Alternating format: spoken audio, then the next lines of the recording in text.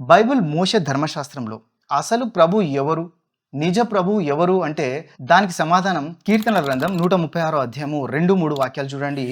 దేవదేవునికి కృతజ్ఞతాస్తుతులు చెల్లించుడి, ఆయన కృప నిరంతరముండును. ప్రభువునకు కృతజ్ఞతాస్తుతులు చెల్లించుడి, ఆయన కృప నిరంతరముండును అన్న వాక్యం కనబడుతుంది. ప్రభువు అంటే ప్రభువులకు ప్రభు అనే అర్థం, ప్రభువులలో ఒక ప్రభు అనే అర్థం కాదు. రాజులైన ప్రభువులు, ప్రవక్తలైన ప్రభువులు, చక్రవర్తులైన ప్రభువులు, నాయకులైన ప్రభువులు, దైవదూతలైనటువంటి ప్రభువులు, ఈ ప్రభువులలో ఒక ప్రభువు కాదు. ఈ ప్రభువులందరికీ ప్రభువు అని అర్థం. ఆ ప్రభువునకు కృతజ్ఞతాస్తుతులు చెల్లించుడి అని అర్థం. కీర్తనల గ్రంథం 136 అధ్యాయం 2వ వాక్యంలో గమనించండి. దేవదేవునికి కృతజ్ఞతాస్తుతులు చెల్లించుడి అని ఉంది.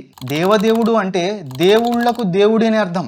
బైబిల్లో ఏ విధంగా అయితే ప్రభు అనే పదం సర్వసాధారణంగా వాడబడిందో, దేవుడు అన్న పదం కూడా సర్వసాధారణంగా అనేక మందిని ఉద్దేశించి వాడబడింది. ఫర్ ఎగ్జాంపుల్, నిర్గమకాండం 4వ అధ్యాయం 16వ వాక్యంలో అక్కడ అహరోనికి మోషే దేవుడు అన్న విషయం మనకు కనబడుతుంది. అలాగే నిర్గమకాండం 7వ అధ్యాయం 1వ వాక్యంలో దేవుడు అంటున్నాడు మోషేతో, నేను నిన్ను ఫరోకి దేవునిగా నియమించి ఉన్నాను. మోషే దేవుడు అన్న ప్రస్తావన ఈ వాక్యంలో కూడా ఉంది.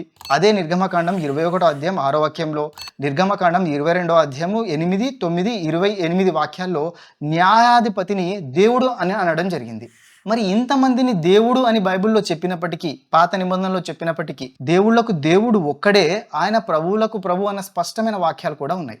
యెహోషువ గ్రంథం 22వ అధ్యాయం 22 వాక్యాల్లో దేవుళ్లలో యెహోవా దేవుడు, దేవుళ్లలో యెహోవాయే దేవుడు అని స్పష్టంగా చెప్పబడింది.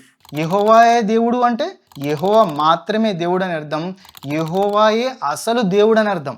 ఇర్మియా గ్రంథం 10వ అధ్యాయం 10వ వాక్యంలో చూడండి, యెహోవాయే నిజమైన దేవుడు, ఆయనే జీవము గల దేవుడు, సదాకాలము ఆయనే రాజు.